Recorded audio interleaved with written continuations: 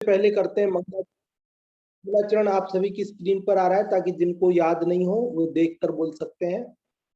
वीरम विशाल नयनम रत्तुपल कोमल समापायम दिव्येण प्रणमिऊण शील गुणाणम निसामेह शील गुणाणम निसामेह। यह शील पाहुड़ नामक ग्रंथराज है। इसकी रचना आज से लगभग 2000 वर्ष पूर्व आचार्य कुंद देव द्वारा इसी पवित्र भारत भूमि में प्राकृत भाषा में की है। मात्र 40 गाथाओं में निबद्ध यह ग्रंथराज शील की महिमा बताने वाला है। ज्ञान बिना शील के व्यर्थ है, शील सहित ज्ञान ही सार्थक है। शील की क्या महिमा है वो सारी बात इस ग्रंथ में हम पढ़ रहे हैं। कल हमने 16 नंबर की गाथा में ये बात पढ़ी थी कि कोई व्यक्ति व्याकरण, छंद, विशेष व्यवहार शास्त्र, अन्य न्याय शास्त्र और जैन आगम को भी पढ़े, किंतु यदि वह शील से रहित है तो वह उसका सब पढ़ना व्यर्थ है। वह शील ही उन सब में उत्तम है। इसलिए शील धारण करने की, शील को पालन करने की, सुशील होने की प्रेरणा दी गई है। आज अपन 17 नंबर की गाथा पढ़ते हैं। इस 17 नंबर की गाथा की उत्थानिका में लिखा है, आगे कहते हैं कि जो शील गुण से मंडित हैं वे देवों के भी वल्लभ हैं। कि जो शील गुण से मंडित है, जो शील धारण करते हैं, वे देवों के भी वल्लभ मतलब प्रिय होते हैं। देवता भी उन लोगों को पसंद करते हैं, उनकी सेवा करते हैं, उनके सामने हाथ जोड़कर उनकी आज्ञा में खड़े रहते हैं। यह बात इसमें बताई जा रही है। देखिए, शील गुण मंडिदानम देवा भवियान वल्लहा होंती सुद पारे पौराणम दुस्सीला अपिला लोए। इसका पद्यानुवाद भी है नीचे। शील गुण मंडित पुरुष की देव भी सेवा करें, ना कोई पूछे शील विरहित शास्त्र पाठी जनों को। क्या कह रहे आचार्य कुंद देव इस गाथा के अंदर कि शील गुण मंडिदानम, शील गुण से मंडितों को, मंडित मतलब सुशोभित, सहित, शील गुण से सहितों को देवा मतलब देव भी, भव्यान भव्यों के, उन भव्यों के जो शील गुण से मंडित है उनके वल्लहा होंती वल्लभ होते हैं, प्रिय होते हैं। सुध पारे पौरा, और जो श्रुत पारंगत है, श्रुत मतलब शास्त्रों को पढ़ लिए हैं, उनमें प्रचुरता से पारंगत हुए हैं। नम दुस्सीलहा, लेकिन वे दुस्सील हैं, सील रहित हैं। तो अल्प कहा लोग अपिला लोए, लोग वे अल्प का होते हैं। अल्प का मतलब उनके देव तो सेवा नहीं करते, बल्कि मनुष्य भी उनको नहीं चाहते। वे तो अल्पक होते हैं, मतलब उनको कोई नहीं चाहता, वो अकेले ही रहते, यू समझो। उनका कोई नहीं होता जगत में, कोई उन्हें पसंद नहीं करता। मनुष्य ही पसंद नहीं करते, देवों की क्या बात है। और जो शील गुण से मंडित होते हैं उनको देवता भी पसंद करते हैं, अर्थात मनुष्य तो करते ही हैं। तो इस 17वीं गाथा का क्या अर्थ हुआ कि जो शील गुण से सहित होते हैं उनको तो देव भी पसंद करते हैं, देव भी उनके प्रिय होते हैं, उनकी सेवा करते हैं। लेकिन जो शील गुण से रहित हैं, दुस्शील हैं, भले ही वे श्रुत पारग हैं, अर्थात शास्त्रों के पार को पहुंच चुके हैं, तो भी वे अल्पक होते हैं, अर्थात वे मनुष्यों को भी प्रिय नहीं होते हैं। देव तो उनको कहां से पसंद करेंगे। तो आप सबको ये गाथा का अर्थ समझ में आया होगा। इस गाथा का उच्चारण यदि आप में से कोई करके देखना चाहते हो तो आप रेज हैंड कर सकते हैं, और इस 17वीं गाथा का उच्चारण करने के लिए हम अनम्यूट कर रहे हैं। इंदिरा जी आपको, आप करें जी। जय जिनेन्द्र पंडित जी साहब। जय जिनेन्द्र। शील गुण मंडिदाड़म देवा भवियाण बल्लहा होंती सुध पारे पौराणम दुस्सीला अपिला लोए। जो अर्थ बोले, हाँ बता दीजिए। आचार्य देव इसमें कहते हैं कि जो शील गुण से सुशोभित हैं, ऐसे लोगों की देव भी उन्हें चाहते हैं, उनकी सेवा करते हैं, प्रशंसा करते हैं। और जो शुद्ध पारय पौराणम, जो समस्त श्रुत में भी पारंगत हो, शास्त्रों का बहुत ज्ञान हो, दुस्सीला अपिला लोए, लेकिन दुस्सील हो, शील रहित हो, ऐसे लोगों को मनुष्य भी नहीं चाहते की तो बात ही क्या, मतलब वो अकेले ही रहते हैं, उन्हें कोई नहीं पसंद करता। बहुत अच्छा आपने इसका अर्थ बताया और इसका पाठ किया, बहुत बहुत धन्यवाद आपके लिए। और अब यहाँ जो अर्थ लिखा है उसे पढ़ने के लिए अनम्यूट करते हैं हम। अंगूरी जी आपको, आप पढ़ें।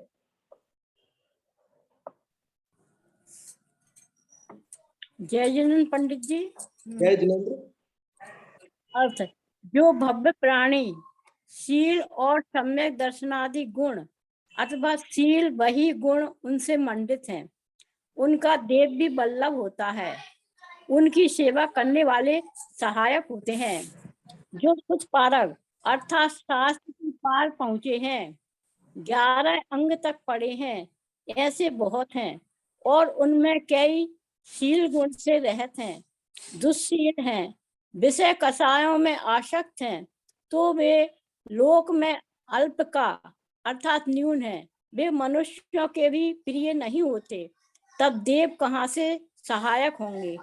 हाँ जी, बहुत अच्छा आपने पढ़ा। देखिए इसके अंदर क्या कहा है कि जो भव्य प्राणी शील और सम्यक दर्शनादि गुण से मंडित हैं,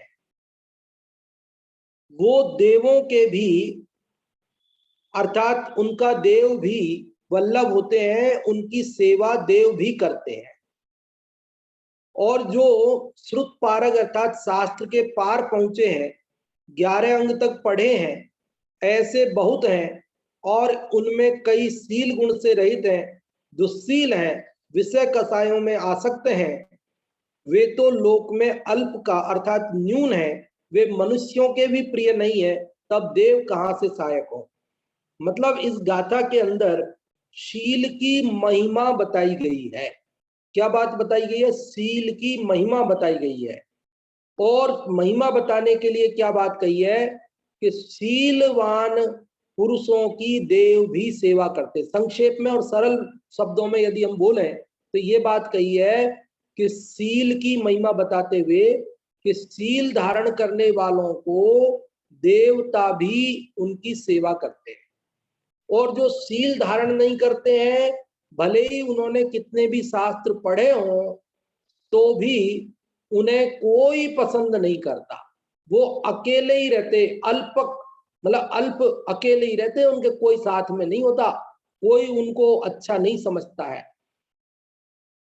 यहां देवता सेवा करें या ना करें, देखो बात को अपन समझते हैं। यहां शील की महिमा बताने के लिए ये बात कही है कि शील धारण करने वालों की देवता सेवा करते हैं। लेकिन मैं आपसे पूछता हूं कि देवता सेवा करते हैं, इससे शील की क्या महिमा हुई? शील तो अपने आप में महिमावान है। उस शील के फल में वह अनंत काल अनंत सुख प्राप्त करेगा, मुक्ति को प्राप्त करेगा। देवता सेवा करते हैं, इसमें कोई बड़े आश्चर्य की बात नहीं है। ये तो जगत के जीवों को इसमें बड़ी महिमा आती है कि देखो उसकी देवता भी सेवा कर रहे हैं, देखो उसकी देवता भी सेवा कर रहे हैं। इसलिए लोग जिस बात से महिमा मानते हैं, क्योंकि मोक्ष वोक्ष तो दिखता नहीं लोगों को, मोक्ष का सुख दिखता नहीं। हाँ, किसी के आगे अगर कोई देवता आकर के खड़ा हो जाए, हाथ जोड़े सेवा में हाजिर, तो फिर सारा जगत उसे मान लेता है कि हाँ साहब बहुत बड़ा आदमी है, बहुत धर्मात्मा आदमी है, क्योंकि इसके तो देवता भी सेवा करने के लिए आते हैं। तो ऐसी महिमा बताने के लिए उन्होंने कहा कि देवता सेवा करते हैं, लेकिन इसमें कोई आश्चर्य की बात नहीं है।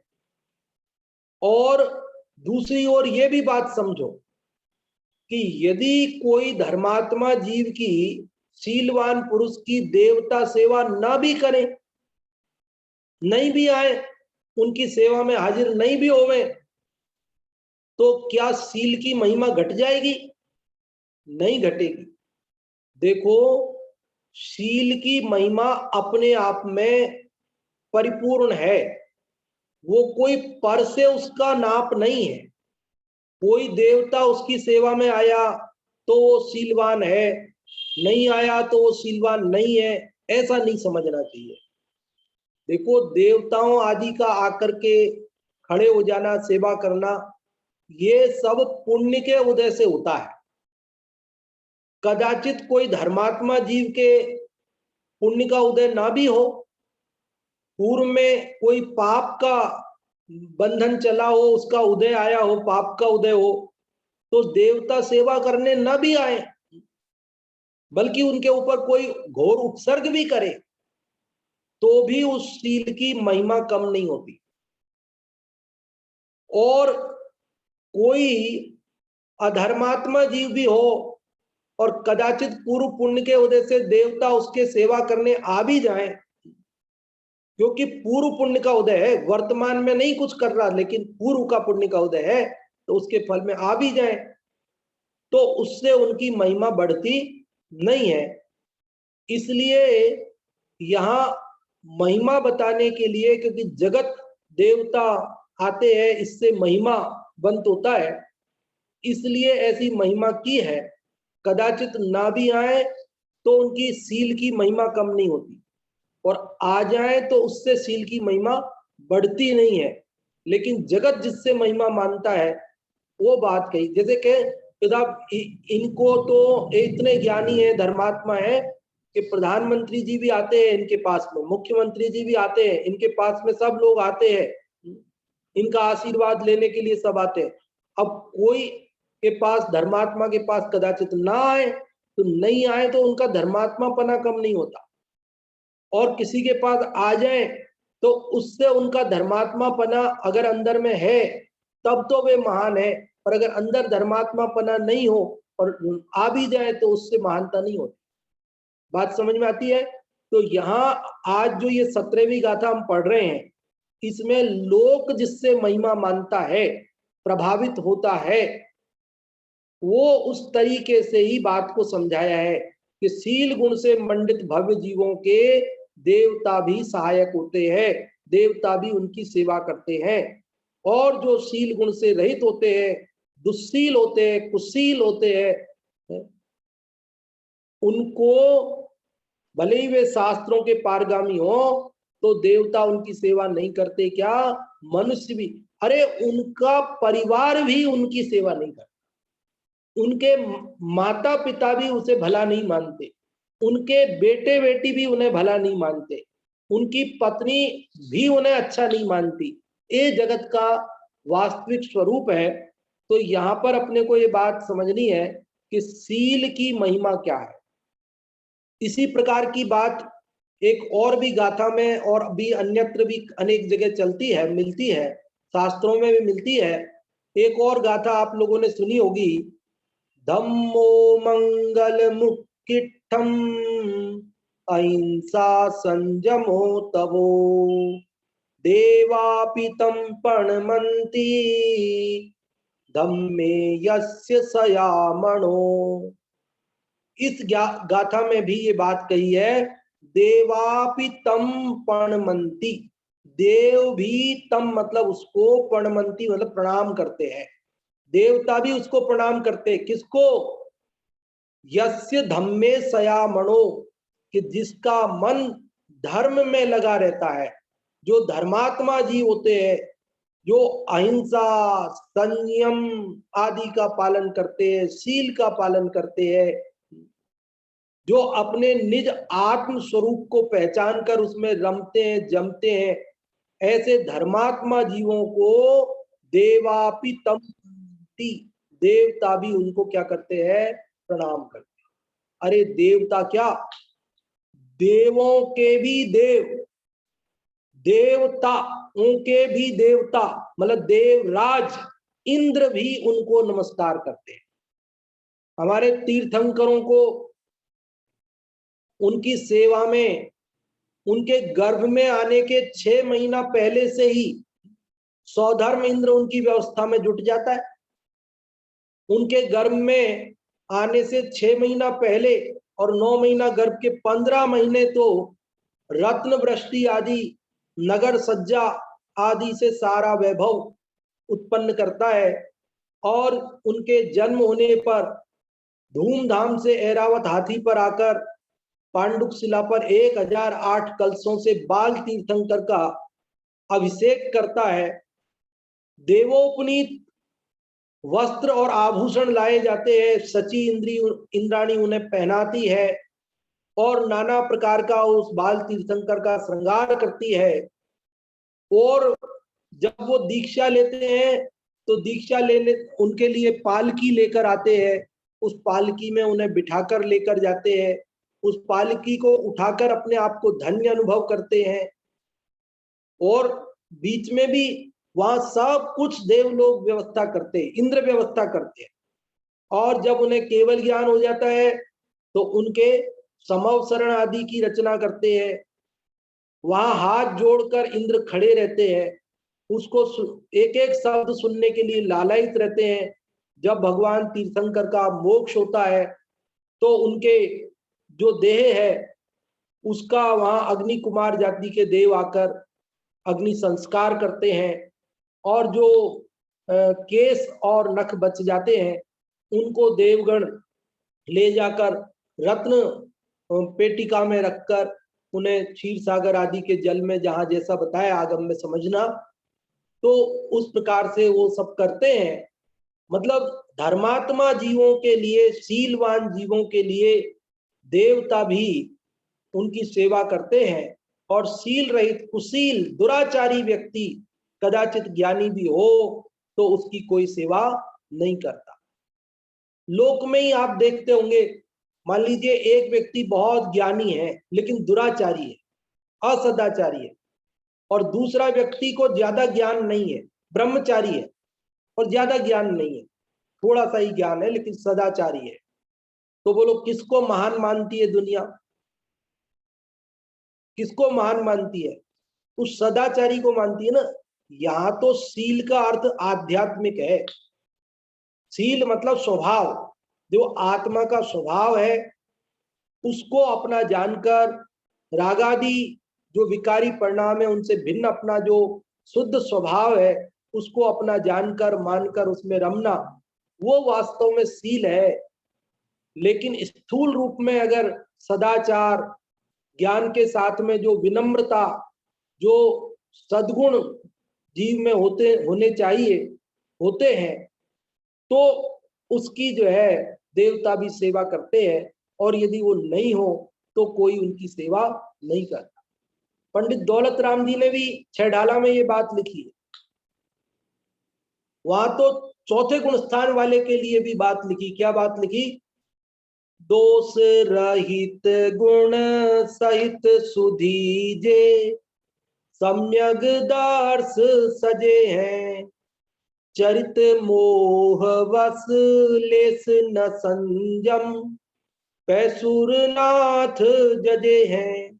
क्या कहा कि जो व्यक्ति दोष रहित है और गुणों से सहित है, ऐसे सम्यक दर्शन से सजा हुआ है, मतलब 25 दोषों रहित और 8 गुणों सहित, 8 अंगों सहित सम्यक दर्शन को जो जीव धारण करते हैं, कदाचित वे चारित्र मोह के तीव्र उदय बस रंच मात्र भी संयम धारण नहीं कर पाते तो भी सुरनाथ जजे है। सुरनाथ मतलब देवराज इंद्र भी उनकी जजते मतलब प्रशंसा करते हैं। वो कहते धन्य हो जो आपने ऐसा कार्य किया। उन गृहस्थों की भी वे प्रशंसा करते हैं। जजे हैं मतलब पूजा करते हैं, उनको अर्घ चढ़ाते हैं, ऐसा नहीं। कई लोग ऐसा समझते हैं कि जजे हैं मतलब उनको पूजा करते हैं, उनको अर्घ चढ़ाते हैं। देखो पूजा करने का भी, भले शब्द पूजा का भी हो ना, पूजा करते हैं, तो पूजा शब्द के भी तो अनेक अर्थ होते हैं। हर जगह पूजा का मतलब अर्घ चढ़ाना ही तो नहीं होता। पूजा पूजा के भी तो अनेक अर्थ होते हैं। जैसे घर में बच्चा शैतानी करे तो माँ कहती है इधर आ, तेरी पूजा करूंगी, तेरी आरती उतारूंगी, इधर आ। अभी तेरी डंडे से पूजा करती हूँ। अब डंडे से क्या पूजा करेगी, समझ गए? तो पूजा का मतलब हमेशा अर्घ चढ़ाना ही नहीं होता है। पूजा यथा योग्य समझना, प्रसंग के अनुसार अर्थ समझना। तो क्योंकि असंयमी को अर्घ नहीं चढ़ाया जाता है, अर्घ संयमियों को ही चढ़ाया जाता है। देव शास्त्र गुरु ही पूजा के लायक हैं। बाकी संयमी है उसके सम्यक दर्शन की महिमा है, संयम नहीं है, इसलिए देवराज उनको अर्घ तो नहीं चढ़ाते, हाँ उनकी प्रशंसा करते हैं। कहते आप धन्य हो जो आपने इस गृहस्थी में रहते हुए ही ऐसा काम कर लिया कि अपने पर से भिन्न, राग से भिन्न अपने निज शुद्ध ध्रुव गायक को अनुभूति में ले लिया। आप धन्य हो, आपने यह मनुष्य जन्म सार्थक कर लिया, ऐसी उसकी प्रशंसा करते हैं। उसी के लिए कहा कि देवराज इंद्र उनको जजते हैं, उनकी पूजा करते हैं। पूजा करते मतलब उनकी प्रशंसा करते हैं। यहां पर इस प्रसंग में अर्थ प्रशंसा का है। तो देखिए यहाँ जो अपन ने ये 17वीं गाथा पढ़ रहे हैं, इसमें शील की महिमा बता रहे हैं। शील का जो वास्तविक अर्थ है आत्मरमणता, वो जिसके जीवन में होता है वो तो देवता नमस्कार करे नहीं करे, वो तो मुक्ति को पाता है भैया, मुक्ति को पाता है। उसकी तो बात ही क्या, लेकिन कदाचित स्थूल रूप से शील का अर्थ करें, स्थूल रूप से बात करें, जरा सा सदाचार पालन करता है तो भी लोग उसकी जय जयकार करते हैं। लोक में उसे भी लोग कहते हैं ये आदमी नहीं साहब देवता है, उसको ही देवता कहने लगते हैं। जरा सा सदाचार जीवन में होवे तो, जरा सा सदाचार जीवन में होवे तो देवता भी आकर उसको नमस्कार करते हैं। हमारे यहाँ ऐसे बहुत कथानक आते, बहुत कहानियां आती है जिनमें देवों ने आकर के सेवा की। आप सबने सोमा सती का नाम सुना होगा।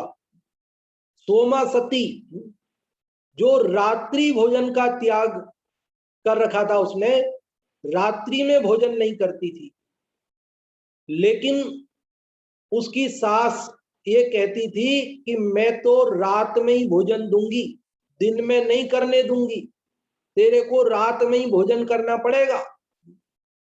अब क्या करती बेचारी, इस घर में आ गई, वहां तो उसके रात्रि भोजन त्याग का नियम था। शादी होकर जिस घर में आई तो वो वहां माहौल दिन में भोजन का नहीं था, रात्रि भोजन का था। तो सास ने मना कर दिया कि तुमको दिन में खाने नहीं मिलेगा, रात में ही खाना पड़ेगा। लेकिन वह अपने नियम पर दृढ़ रही। उसने कहा कि मैं तो रात्रि में भोजन नहीं करती, आप यदि दिन में मेरे को देओ तो ठीक, और नहीं देओ तो कोई बात नहीं। उसने एक दिन हो गया भोजन नहीं किया, सास ने दिन में नहीं दिया, उसको रात में नहीं खाना। दूसरे दिन भी भूखी रही, तीसरे दिन भी भूखी रही, कई दिन हो गए। तो सब लोग उसकी सास को समझाते थे, उसकी ननद भी कहती थी, उसकी बेटी सास की, वो कहती थी कि भाभी को दिन में दे दिया करो, क्या फर्क पड़ता है, वो नहीं खाती है तो। लेकिन सास तो अपने अभिमान में चूर थी ना, कि कैसे नहीं खाती है, क्यों नहीं खाती है, रात खाना पड़ेगा। मेरी आज्ञा चलेगी, मेरे अनुसार करना पड़ेगा। और आखिरकार उसने सोचा कि अब ये भूख से मरेगी तो मेरी बदनामी होगी, लोग कहेंगे कि सास ने भूखा मार दिया, क्योंकि वो तो खाती नहीं रात में और दिन में सास देती नहीं। अब मर जाएगी तो लोग कहेंगे कि सास ने भूखों मार दिया। इसलिए बदनामी से डरकर और चिढ़कर, क्रोध में, आवेश में आकर उसने एक योजना बनाई। क्या योजना बनाई कि एक सपेरे से एक सांप मंगवाया और एक कलश में रख के, एक घड़े में रख के उसने घर में रख दिया और उस बहू से बोली कि बेटा तू दृढ़ है अपने नियम पर, रात में नहीं खाती है, अब कब तक भूखी रहेगी? मैंने सोचा है कि तू अब दिन में खा लिया कर, और मैंने तेरे लिए, तेरे नियम की प्रसन्नता से, नियम पर दृढ़ता देख करके मैं प्रसन्न होकर के तेरे लिए एक हार बनवाया है। वो घड़े में हार रखा है, तू ऐसे कर, वो हार देख, पहन, तब तक मैं तेरे लिए भोजन बना तैयार करती हूँ। वो उसने सोचा कि ठीक है, चलो सासू जी के समझ में आ गई, अच्छी बात है। वो तो भोली थी बेचारी, गई घड़े को खोल करके उसमें हाथ डाला हार देखने के, लेने के लिए, लेकिन वहां तो क्या था? नाग था, जहरीला। वहां ऊपर जो देवता विमान से जा रहा था, उसका विमान रुक गया। उसको अवधि ज्ञान से ये बात पता चली कि यहाँ कोई सदाचारी महिला सती सोमा के ऊपर उपसर्ग आया है। तो उसने उस नाग को अपनी दिव्य शक्ति से हार में कन्वर्ट कर दिया, हार में बदल दिया, हार बन गया। उसने उसे निकाला तो चमकता दमकता हुआ हार। उसने कहा, माँ जी आपने तो बहुत सुंदर हार बनाया मेरे लिए। माँ जी देखती तो सोच रही थी कि ये मर जाएगी, हमने तो सांप बनाया रखा है इसमें। लेकिन जब सचमुच हार देखा तो मन ललचा गया, कहने लगी दिखाना जरा मैं देखूं। और जैसे ही उसने अपने हाथ में लिया तो वो देवता ने, उसको तो सब अवधि से मालूम था ना, तो उसने वापस अपनी विधि से उसको क्या किया, वापस नाग बना दिया। तो वो नाग से डर गई, डस लिया। जो भी स्थिति बनी, आगे की कहानी आप सब जानते हैं। मुझे तो केवल इतनी सी बात बतानी है कि वो सोमा सती ने इतना सा सदाचार पाला कि केवल एक रात्रि भोजन का त्याग किया था और उस नियम पर दृढ़ रही। यहाँ जो शील का अर्थ है वो तो आत्मरमणता रूप निश्चयशील की बात है, लेकिन शील सदाचार स्थूल रूप से भी जिसने पालन किया तो देवता भी उसकी सेवा करते हैं। सीता की अग्नि परीक्षा हुई तो उसके शील के प्रभाव से देवताओं ने वहां कमल की रचना की, अग्नि में भी कमल की रचना की। अंजन को निरंजन किया, अंजन के लिए भी आकाशगामिनी विद्या सिद्ध हुई। कैसे कैसे प्रसंग हमारे यहाँ मिलते हैं कि जब श्रुत सागर मुनिराज के ऊपर, रक्षाबंधन की कथा में पढ़ते हैं ना अपन, कि जब श्रुत सागर मुनिराज के ऊपर वो जो 4 मंत्री रात्रि में तलवार से प्रहार कर रहे थे, प्रहार करना चाहते थे, जैसे उन्होंने खड़ग ऊपर किया, तलवार ऊपर की, तो तुरंत ही वन देवताओं ने उन 4 मंत्रियों को, बलि, नमुची, बृहस्पति, प्रहलाद, उनको क्या किया? उनको कीलित कर दिया। तो श्रुतसागर मुनिराज तो निहत्थे थे, अगर वे 4 मंत्री उनके ऊपर तलवार का वार करते तो करते ही, वो क्या करते? लेकिन उनके शील के प्रभाव से, उन श्रुतसागर मुनिराज के शील के प्रभाव से वन देवताओं ने आकर उनकी रक्षा की, उनको उन पर वार नहीं होने दिया और उन मंत्रियों को कीलित कर दिया। तो ऐसे अनेक घटनाक्रम, ऐसी अनेक कथाएं हमारे यहाँ शास्त्रों में, वर्तमान योग के शास्त्रों में विशेष रूप से भरी पड़ी हैं, जिनसे हमें पता चलता है कि शीलवान पुरुष के देवता भी रक्षक होते हैं। शीलवान पुरुष को मनुष्य भी उसको पूजते हैं, देवता भी उसकी प्रशंसा करते हैं। और जो शील रहित व्यक्ति है, कुशीलवान है, जो दुराचारी है, जो पापी है, जो हिंसक है, ऐसे लोगों को कदाचित उनके पास बहुत धन हो, कदाचित बहुत ज्ञान हो, कदाचित बहुत रूप हो, सब कुछ होते हुए भी उनको कोई पसंद नहीं करता है। पिछली गाथा में कहा था ना कि व्याकरण शास्त्र के जानकार हों, छंद शास्त्र के जानकार हों, व्यवहार के विशेषज्ञ हों और न्याय शास्त्र जानते हों, भले ही जिनागम को पढ़ा हो, 11 अंग 9 पूर्व के पाठी हों, लेकिन यदि वे आत्मा को नहीं जानते हैं, शील को नहीं पहचानते हैं, अपने स्वरूप में नहीं रमते हैं, आत्म ध्यान नहीं करते हैं, तो उनको वो सब पढ़ना करना भी उनका व्यर्थ समझा जाता है, व्यर्थ माना जाता है। तो आज हम इस शील पाउड में कौन से नंबर की गाथा पढ़ रहे हैं? 17 नंबर की, 17 नंबर की। और इस 17 नंबर की गाथा में हम पढ़ रहे हैं शील की महिमा, और हम समझ रहे हैं कि जो शील सहित है, ऐसे भव्य जीवों के देवता भी सहायक होते हैं, और जो शील रहित है, ऐसे 11 अंग 9 पूर्व के पाठी जो श्रुत पारग है लेकिन दुस्शीलवान हो तो वे अल्पक होते हैं, उनकी कोई सेवा नहीं करता है। इसका भावार्थ भी पढ़ना बाकी अभी अपने को। भावार्थ आप में से जो भी पढ़ना चाहते हैं रेज हैंड करें, तो हम आपको इसका भावार्थ पढ़ने का अवसर देंगे। हाँ जी, भावार्थ पढ़ने के लिए जिन लोगों ने रेज हैंड किए हैं उनमें से हम अभी अनम्यूट कर रहे हैं रितु जी को।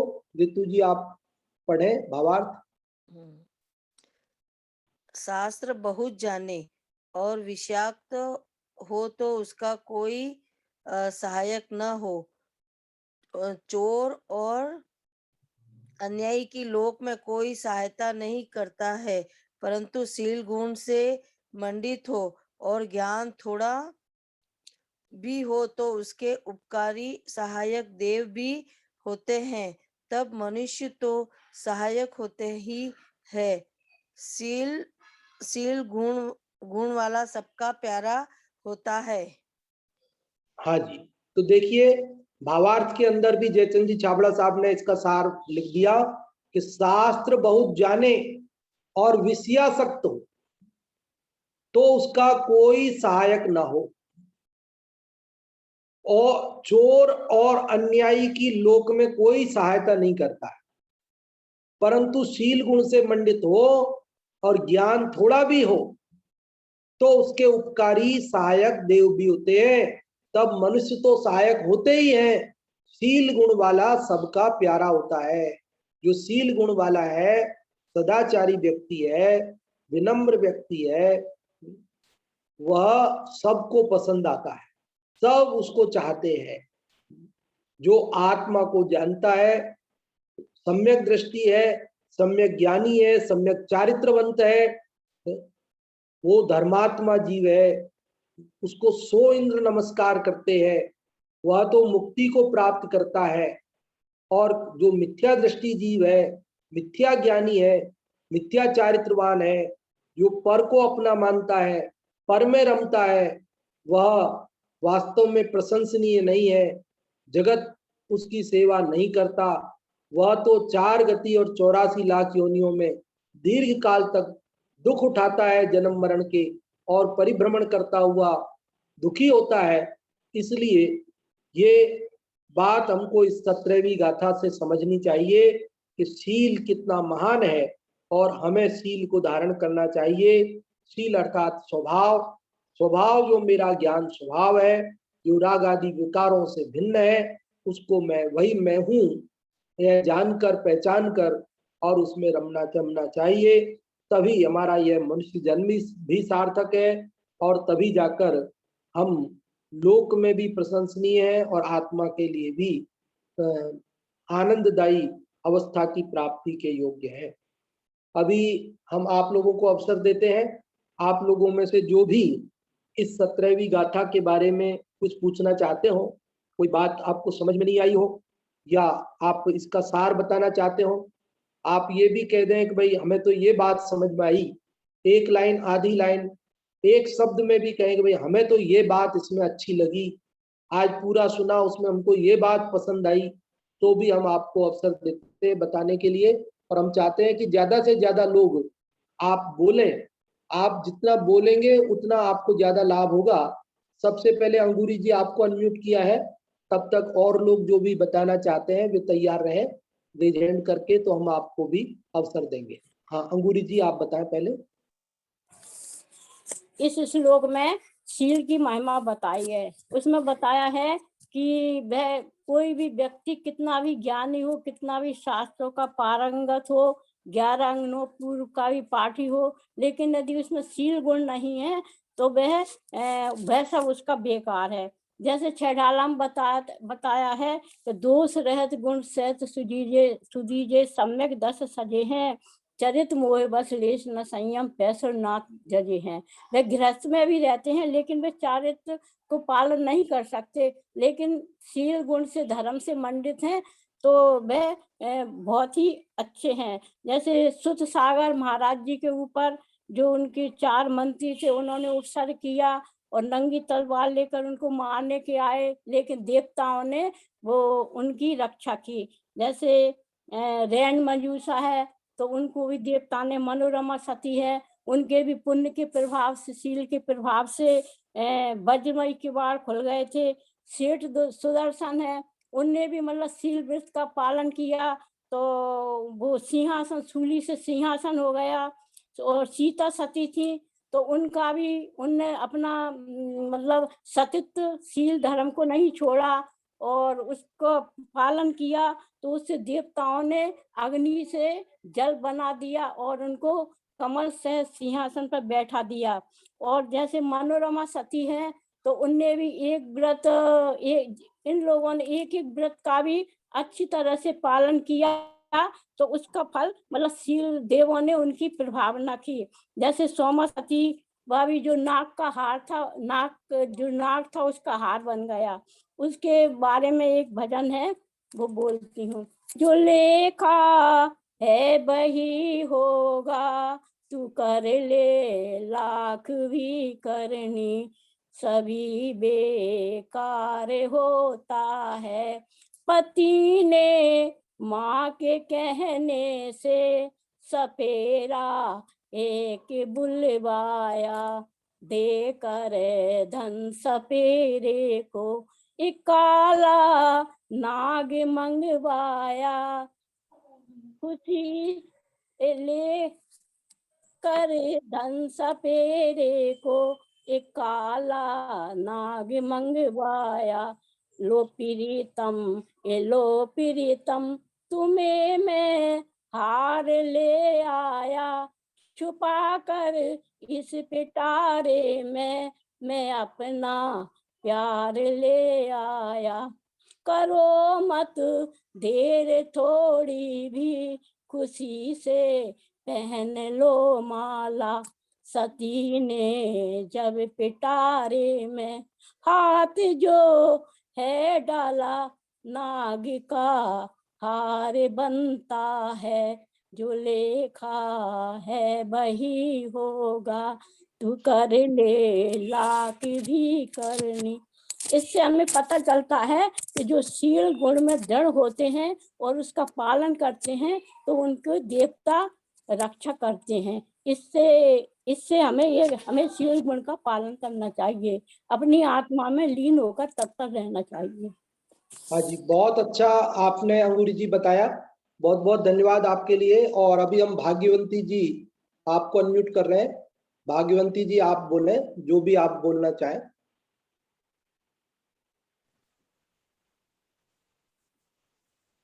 भाग्यवती जी आपको अनम्यूट किया है, यहाँ से आप अनम्यूट हो जाए वहां से और बोले। हाँ जी, हाँ अनम्यूट हो गया है, बोलिए आप। हाँ, आप अनम्यूट हो गए हैं, आप बोलेंगे जो आवाज हमको आ जाएगी, बोलिए जो भी आप बोलना चाहें। मुझे लगता है या तो गलती से रेज हैंड हो गया है आपसे, इसलिए कोई बात नहीं, चलो और किसी को पूछते हैं। और कोई बताना चाहते हैं, कुछ बोलना चाहते हैं और कोई, तो आप कुछ पूछना चाहते हो, बताना चाहते हो। आप जितना बोलेंगे उससे आपको स्पष्ट होगा। आप मन में कोई भी तरह की बात समझ में नहीं आती, कई बार अपन संकोच करते हैं, तो ये तो अपनी क्लास है, आप आराम से पूछ सकते हैं और आराम से बोल सकते हैं। इंदिरा जी आपको अनम्यूट कर रहे हैं, आप बताएं।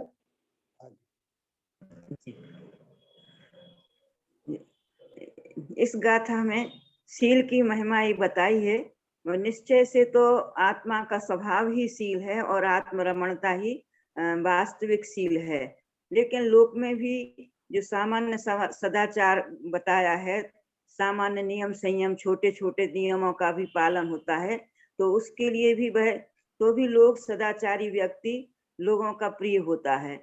और देवता लोग पुराण भरे पड़े हैं उदाहरणों से कि संयम, जिसने थोड़ा बहुत भी नियमों का पालन किया है, शील का पालन किया है, तो देवताओं ने उनकी रक्षा की है। जैसे आपने सोमा सती का बताया, सुरसागर जी महाराज जी का बताया, और भी अनेक उदाहरण, जैसे सती सीता है, चंदना का उदाहरण है, सोमा सती, अनंतमती, और पुरुषों में भी महापुरुषों में सेठ सुदर्शन का, यमपाल, चांडाल, चांडाल जैसे कुल में पैदा होने पर भी यमपाल ने नियम पालन किया, तो उसकी भी देवताओं ने रक्षा की। उसमें छेढ़ला का उदाहरण बताया ही है, वो दोष रहित गुण सहित सुधीजे सम्यक दर्श सजे हैं, चरित मोह बस लेस न संजम, पे सुरनाथ जजे हैं, गेही पे ग्रह में न रचे ज्यों जलते भिन्न कमल है, नगर नारी को प्यार यथा कादिर में। ये तो अलग आ गया उसका। तो इस तरह हमें यही शिक्षा मिलती है कि लोक में हम मतलब सम्यक दर्शन की प्राप्ति का पुरुषार्थ तो करना ही चाहिए, लेकिन जब तक वो नहीं हो सके तो हमें सामान्य सदाचार का और छोटे छोटे नियमों का पालन करके भी अपना पुरुषार्थ बढ़ाना चाहिए। और इस लोक में प्रशंसा तो मिलती ही है, मुक्ति का मार्ग भी सुगम होता है। हाँ जी, बहुत अच्छा आपने बताया इंदिरा जी, बहुत बहुत धन्यवाद आपके लिए। और आप सब बहुत ध्यान से सुनते हैं, हमें प्रसन्नता होती है। और हम चाहेंगे कि आप सभी लोग, जो भी आपके मन में संशय हो, आप बेझिझक पूछते रहें। जो भी सार, जो भी बात आपको याद रहे, जो अच्छी लगे, वो भी हमें बताते रहें, तो आपको भी अच्छा लगेगा, हमें भी अच्छा लगेगा। और अब समय अपना आज का पूर्ण हो रहा है। अगली गाथा की चर्चा अपन कल करेंगे, शेष चर्चा बाद में। और अभी अपन कोटा से सुयश जी आगे की सूचना देंगे।